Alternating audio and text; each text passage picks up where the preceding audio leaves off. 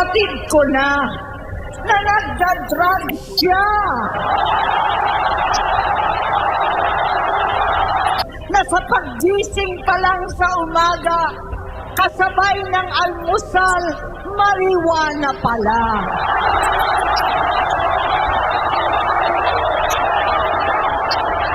Paghapon sila, lahat sila nagiinuman at gumagamit ng cocaine. Kasama ng asawa at barkada. Tulad ng ama ko. Bata pa lamang kami ni Bongbong. Alam na ng buong pamilya ang problema sa kanya. Sa totoo lang, mababasa naman ng lahat ang mga testimonya ng aking ama patungkol sa kanyang ugali at gawain. Noon, dahil may tatay pa kami, hindi ko pa siya responsibilidad. Noong tumatanda, ay mas naging nakakabahala. Batid ko na nagdadrag siya.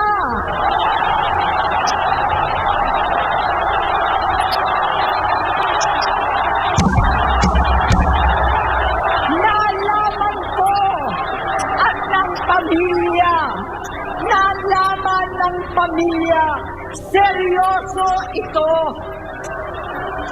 Minsan, kami ng Presidential Guard at Metro Gompa ang naglilinis tuwing nagpa-party po sila.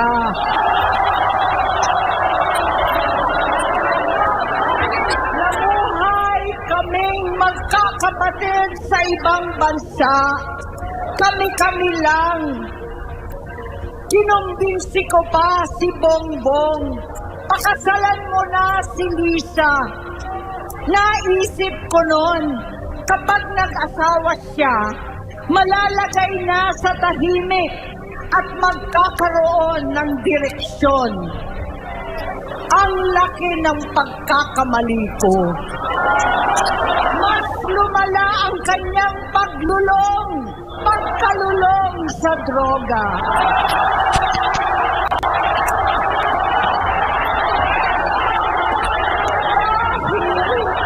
Parehas pala siyang mag-asawa.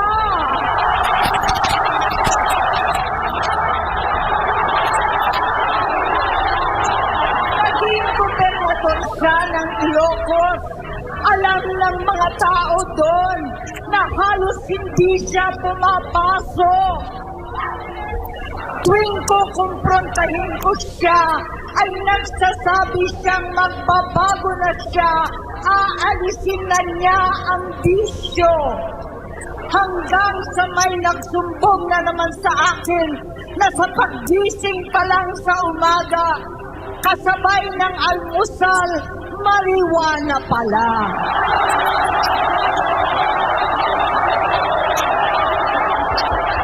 Paghapon sila, lahat sila nagiinuman at gumagamit ng cocaine. Kasama ng asawa at barkada. Tulad ng ama ko, kinastigo ko ang mga barkada niya. Ang nasirang si Bong Dasa, si Edby Cruz, Inigo, Tony Boy, Sat Anton, alam po ninyo yan. Paano nagre-resign na sa takot ang mga pulis nila at staff dahil sa lumalalang bisyo. Inayos ko sila dahil gusto niyang ituwid ang buhay niya. Gusto niyang mag-vice-presidente. Hindi siya pinalad at lalong nagkaroon ng oras para sa bisyo. Simula noon, naging malabo sa amin ang lahat. Kaysa mag-away, bigla na lamang lumayo ang loob namin sa isa't isa. Noong 2016, kasabay ng kampanya ni dating Pangulong Duterte laban sa droga, lumabas ang pangalan ni Bongbong sa listahan. Nakasama siya sa listahan ng mga celebrities, mga artista, Maricel Soriano at iba pa.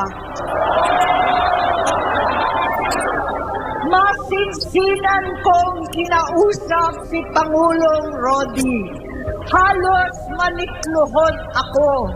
Sinabi kong ayon sa kapulisan, dapat unahin, usigin ang mga pusher at saka na lamang sagipin ang mga user.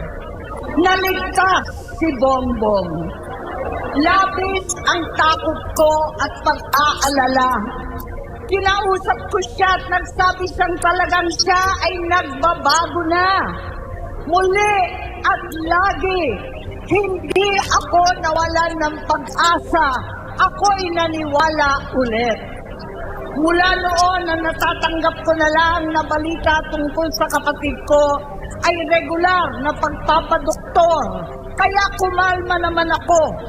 Iniisip ko, totoo, dahil na-opera na ang tuhod niya sa gout. Siguro, totoo na ito.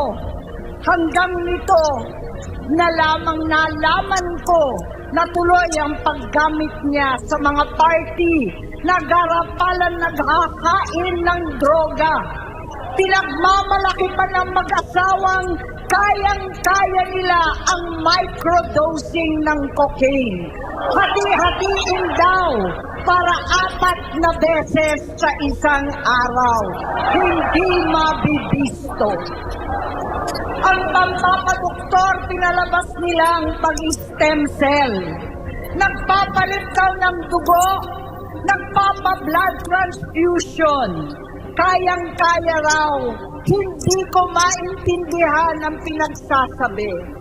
Noong 2021, kahit papano, nagkikita kami at nagkakausap. Sumumpa siya sa aking talagang hinintunan niya. Naniwala ako kasi sabi niya gusto niyang tumakbo. Ang sabi ko, tutulong ako sa abot ng aking makakaya. Ipinakilala ko si Bongbong kay Inday. Naging magkatandem sila. Pagkatapos noon ay biglang hindi na niya ako ulit kilala. Kahit si Inday, nagtataka, bigla ko na itsapwera. Kahit ganon, nangampanya pa ako para sa kanya. Kahit si Inday na lang ang aking nakakausap. Hindi ko alam bakit ako nakaban sa headquarters nila sa Mandaluyong. Hindi ko alam bakit walang nagre-report sa akin tungkol sa kampanya. Sa totoo lang, masakit mang aminin, nung dinidisqualify na siya, halos papaboran ko na sana dahil may nagsumbong sa akin mula sa kanyang campaign team na gumagamit na naman siya. Nung sinabihan ko, siya at mga taong nasa paligid niya, nagkaisa silang tuluyan akong alisin sa kampanya na ako naman ang bumuo. Sinabi nilang gusto ko na siya ay ma-disqualify para ako ang pumalit. Hindi totoo yun. Iniisip ko ang kalagayan ng aking kapatid at paano siya magsisilbi kung ganyan ang kalagayan niya. Pero pinaparating sa akin na hindi siya lulong at minsan na lamang tuwing nagpa-party. Hindi ko maipaliwanag bakit gusto kong maniwala at hindi mawalan ng pag-asa. Noong nanalo siya, naging pinakamalayo na kami sa isa't isa. Maliban sa opisyal na tagpuan at kapag pumupunta yung nanay namin, hindi ako sumama sa loob ng 3 taon dyan sa Malacanang. Dahil lantaran na doon ang inuman, ang paggamit nila ng cocaine at mga bawal na gamot. Hindi pa rin niya nakikita, naririnig, kakaiba na siya magsalita. Hindi na maintindihan kung ano-ano na ang sinasabi at wala na sa sarili. Nagtatago sa kabaitan niya ang pang-aabuso niya sa droga. At nagbunga na ito ng mga nakakapinsalang maling desisyon. Hinayaan niyang kumilos ang mga nakapalibot sa kanya. Yung mga umaastang presidente habang nilululong siya ng mga ito. Hindi na kami nagkausap. Sa harap ng publiko, pinipilit kong magmukha kaming maayos. Pero wala na kaming koneksyon. Hindi ko hinihiling na maunawaan ninyo ako, lahat kayo. Sa palagay ko, ang makakaunawa lamang sa akin ay ang mga pamilyang may pinagdaanan sa adiksyon, sa inom, sa sugal, sa alak, sa bisyo, higit sa lahat, sa droga. Pagka hindi ko siya nakakasama, buong aking loob na ipasok sa institusyon. Ipagamot, iparehab ko na yan. Pero tuwing maghaharap kami noon, hindi kaya ng aking kalooban na gawin yon. Tuwing magsasabi siya sa akin na magbabago na siya, hindi ko siya kayang tiisin. Hindi ko kayang ipagkait sa kanyang pagkakataon at pagbabakasakali. Umaasa ako at laging nananalangin na sana, oo nga, nagbago na siya. Hanggang dumating ang 2024 at 2025, yung bisyo niya na ang dahilan ng pagbaha ng korupsyon, kawalang direksyon at maling-maling mga desisyon. Walang accountability, wala nang hustisya. Hindi na niya alam ang nangyayari. Hindi na pinapaalam sa kanya ang mga pangyayari. Sinamantala ng mga ito ang paggamit niya ng droga. Kinangkam na nila ang kaban ng bayan habang ang mga dating tumatawag sa amin ng magnanakaw ay nakakita ng pagkakataon sirain ang lahat.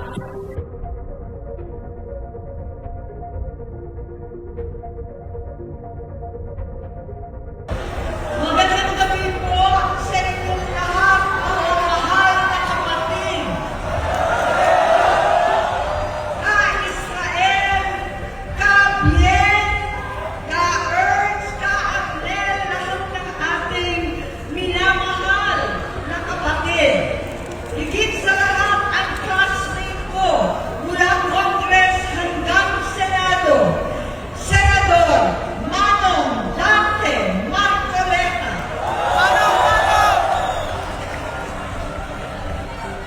Napakahirap po ang pumunta, tumayo, at magsalita sa inyong harapan.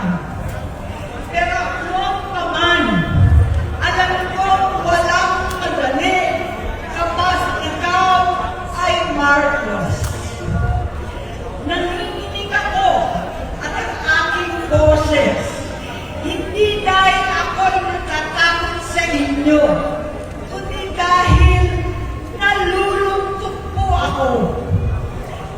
Ipagpaumanhin ninyo sa gitna ng pagsasalita ko, ako'y hihinto, hihinga dahil sa bigat ng aking kalooban. Pero hindi yan ang dapat kong ihingi ng paumanhin.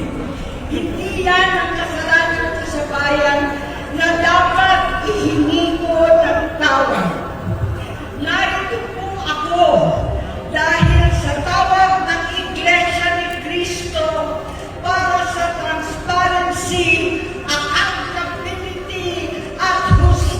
siya. At dahil sa tawag ng sarili kong konsensya, bilang senador, bilang kapatid, bilang Pilipino, bata pa lamang kami ni Bongbong, alam na ng buong pamilya ang problema sa kanya.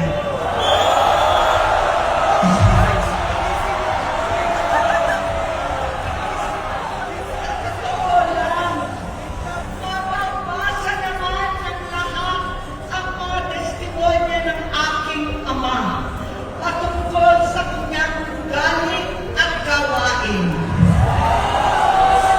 Noon, dahil may tatay pa kami, hindi ko pa siya responsibilidad. Noong tumatanda, ay mas naging nakakabahala. Batid ko na nagda-drug siya.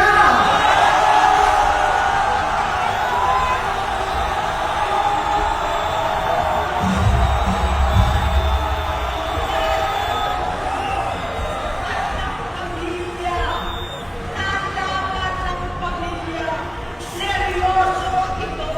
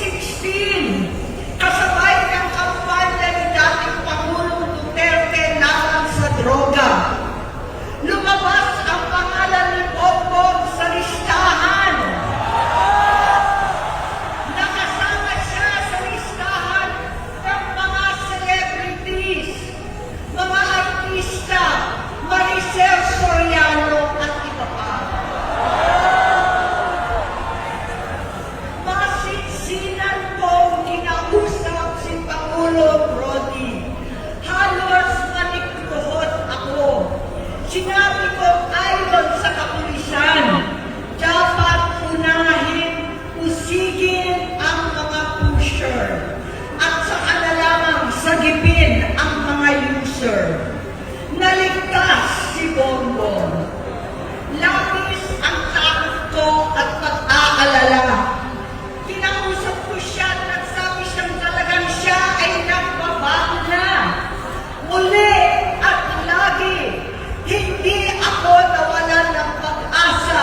Ako'y naniwala ulit. Mula noon, ang natatanggap ko na lang na balita tungkol sa kapatid ko ay regular na magpapadoktor. Kaya kumama naman ako. Inisip ko, totoo, dahil na-opera na ang tuhod niya sa gout. Siguro, totoo na ito. Hanggang nito, nalaman ko na tuloy ang paggamit niya sa mga party na garapalan ng hahain ng droga. Pinagmamalaki pa ng mag-asawang kayang-kaya nila ang microdosing ng cocaine. Hati-hatiin daw para 4 na beses sa isang araw. Hindi mabibisto. Ang pagpapadoktor, pinalabas nila ang pag-stem cell. Nagpapalit daw ng dugo, nagpapa-blood transfusion. Kayang-kaya raw, hindi ko maintindihan ang pinagsasabi. Noong 2021, kahit papano, nagkikita kami at nagkakausap. Sumumpa siya sa aking talagang hinintunan niya. Naniwala ako kasi sabi niya gusto niyang tumakbo. Ang sabi ko, tutulong ako sa abot ng aking makakaya. Ipinakilala ko si Bongbong kay Inday. Naging magkatandem sila. Pagkatapos noon ay biglang hindi na niya ako ulit kilala. Kahit si Inday, nagtataka, bigla ko na itsakwera. Kahit ganon, nangampanya pa ako para sa kanya. Kahit si Inday na lang ang aking nakakausap. Hindi ko alam bakit ako nakabang sa headquarters nila sa Mandaluyong. Hindi ko alam bakit walang nagre-report sa akin tungkol sa kampanya. Sa totoo lang, masakit mang aminin, nung dinidisqualify na siya, halos papaboran ko na sana dahil may nagsumbong sa akin mula sa kanyang campaign team na gumagamit na naman siya.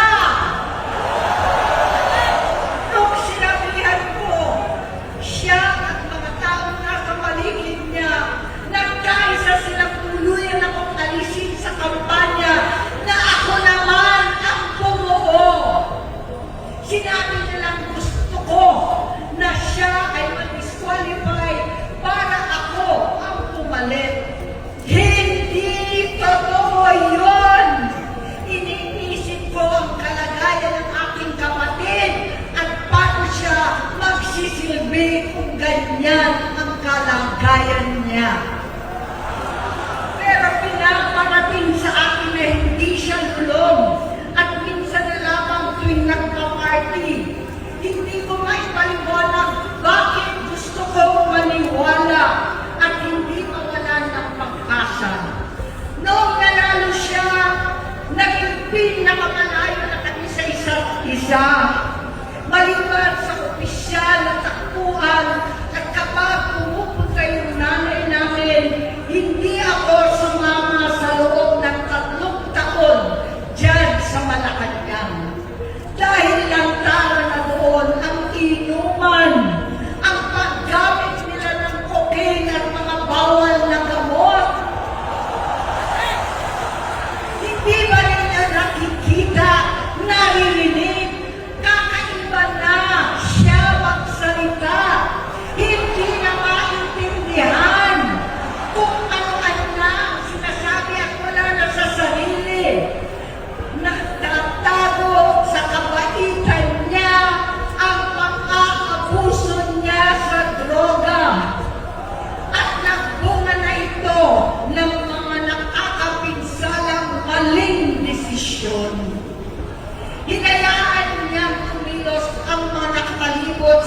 kanya. Yung mga umaastang presidente habang nilulong siya ng mga ito, hindi na kami nagkausap. Sa harap ng publiko, pinipilit ko magmukha kaming maayos. Pero wala na kaming koneksyon.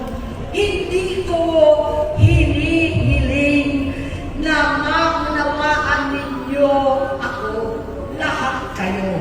Sa palagay ko, ang makakaunawa lamang sa akin ay ang mga pamilya may pinagdaanan sa adiksyon, sa inom, sa sugal, sa alak, sa bisyo, higit sa lahat, sa droga. Pagka hindi ko siya nakakasama, buong aking loob na ipasok sa institusyon. Ipagamot, iparihab ko na yan. Pero, tuwing maghaharap kami noon, hindi kaya ng aking kalooban na gawin yon.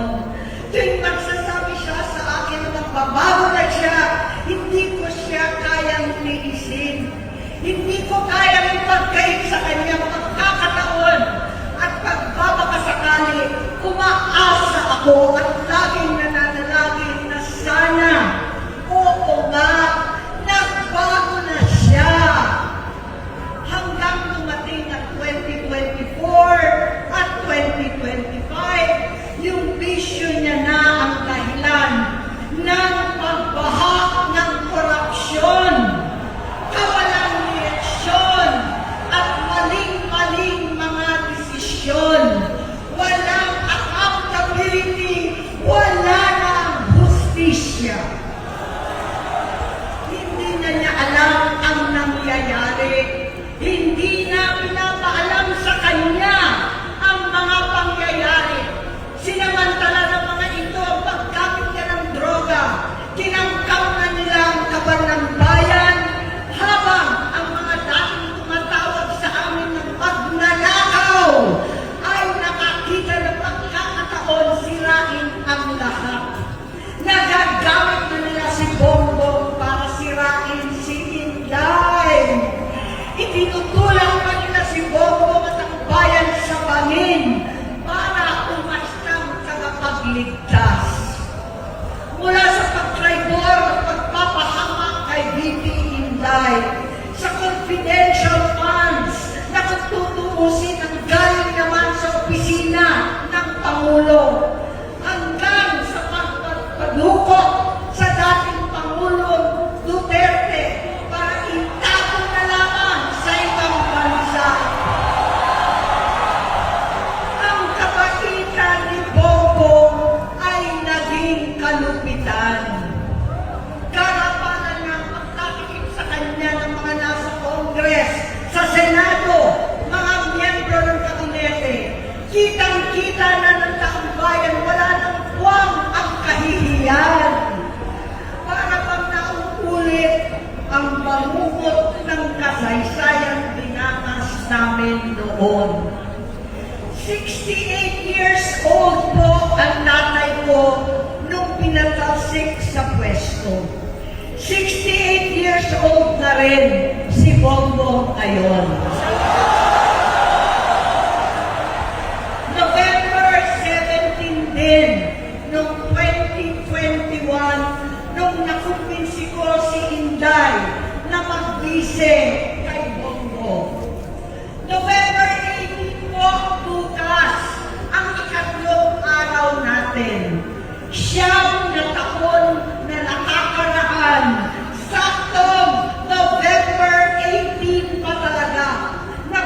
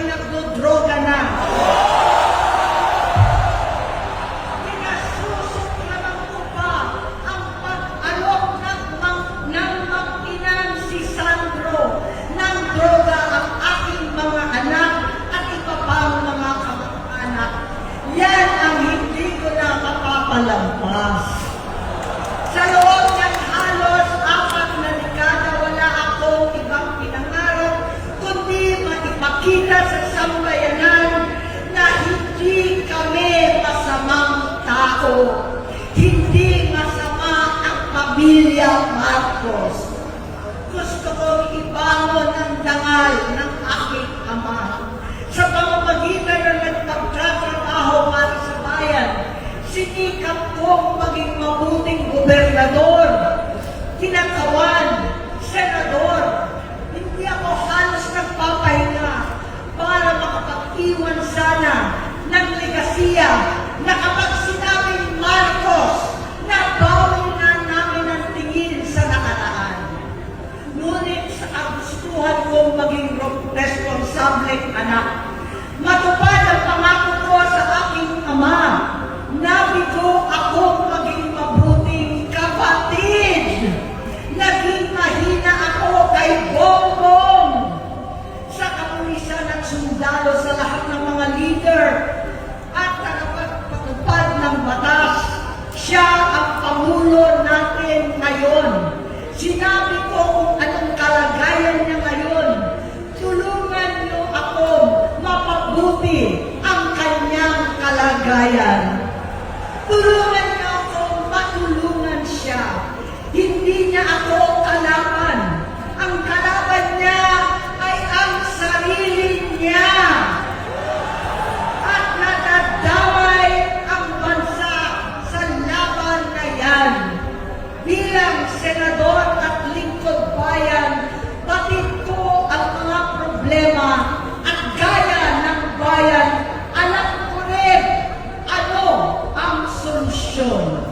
Sa pagkakawatak-watak, patuloy na pamumulitika, pagnanasa sa kapangyarihan ng mga talunan naman, kaguluhan sa Mindanao, alanganing giyera sa China at Estados Unidos, kawalang pananagtan sa flood control scam, kalapalan kahiman, panggigipit sa hindi kaalyado, pagkakanulo sa kapwa Pilipino, pagdakip sa dating Pangulong matandang may sakit upang ihagis lamang sa bansang dayuhan, pagsadsad ng piso, paglaganap ng gutom, paghihingalo ng ekonomiya, at pagsasawalang bahala sa taong bayan.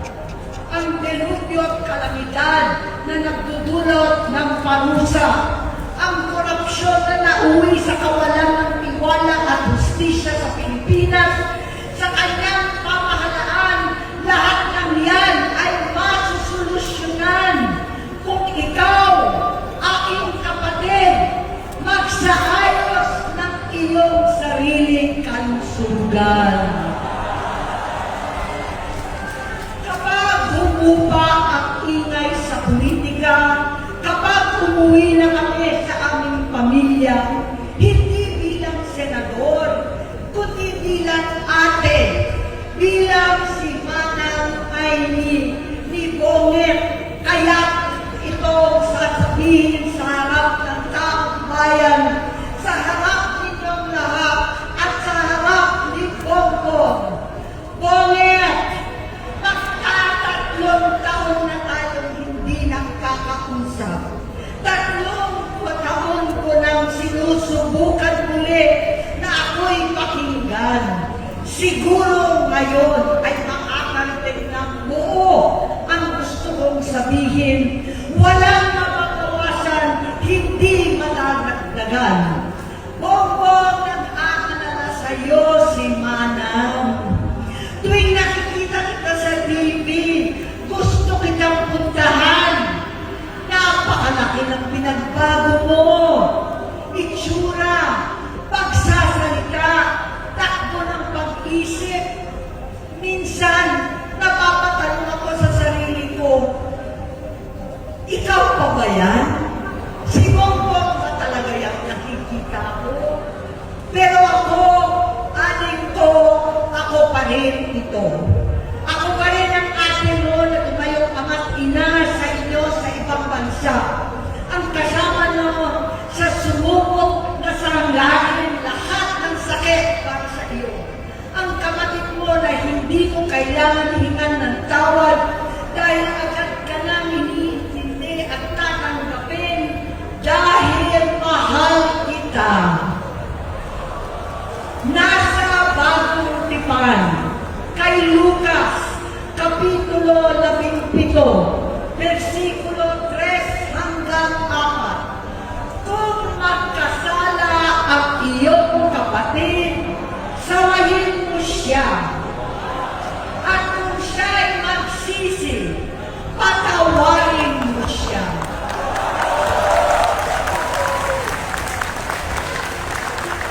Tama na, adik ko. Tapusin mo na ang paghihirap mo at ng bayan. Gaya nung umalis tayo sa palasyo, kaya mo paninihawakan ang iyong kamay, huwag kang matakot. Malaki na ang dulot sa iyo ng droga. Sinisisi ko ang sarili ko dahil hindi ako nakinig sa mga sumbong. Hindi ako nakialam. Hindi ako maniwala. Pero hindi pa huli ang lahat. Tama na, ading ko. Magpahinga na tayo. Umuwi na tayo. Magpagamot, magpagaling at nangangako ko. Hindi ako malilingan, hindi ako magkukulang. Lahat ng kasama mo ngayon, hindi natin kasama sa pinakamadilim na bahagi ng buhay natin. Kasama mo sila ngayon dahil nasa taas ka pa. Ako at ang ating mga tunay na kapatid dito sa Luneta ang kasama mo. Kahit magdilim ulit ang lahat.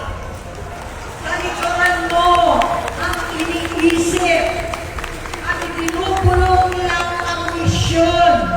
Unahin na natin ang kalusugan mo dahil sa adiksyon na bigyan mo ng malubhang karamdaman ang buong bansang Pilipino. Matatanda na tayo, sakitan na si Mami, alagaan na lang natin ang isa't isa. Kaliwat kanan man ang pagbuhusga sa akin, malinaw sa aking puso na dapat mauna ang Diyos, ang bayan, pamilya at sarili. Hanggang sa mga oras na ito, Blonet, gusto kong malaman mo na hindi kita sinusukuan. Hindi ko kakayanin kung mapapahamak ka. Kaya hinihingi ko na tayo'y umuwi na, mamahinga, alam sa iyong kalusugan. Kaya ko mabigo at mawala sa iyo ang posisyon, pero hindi ko kayang mawala ka sa amin. Ayusin mo ang sarili mo. Magpagamot, alisin ang droga sa iyong sistema. Wala akong ibang gusto kundi gumaling ka, malagpasan natin ito muli. Dahil wala akong ibang hinahangad bilang ate, kundi maging masaya ka, maging ligtas sa panganib, malusog, matagumpay sa buhay. Itama ang mali, labanan ang adiksyon, at ako hindi kailanman aalis sa iyong tabi. Susuporta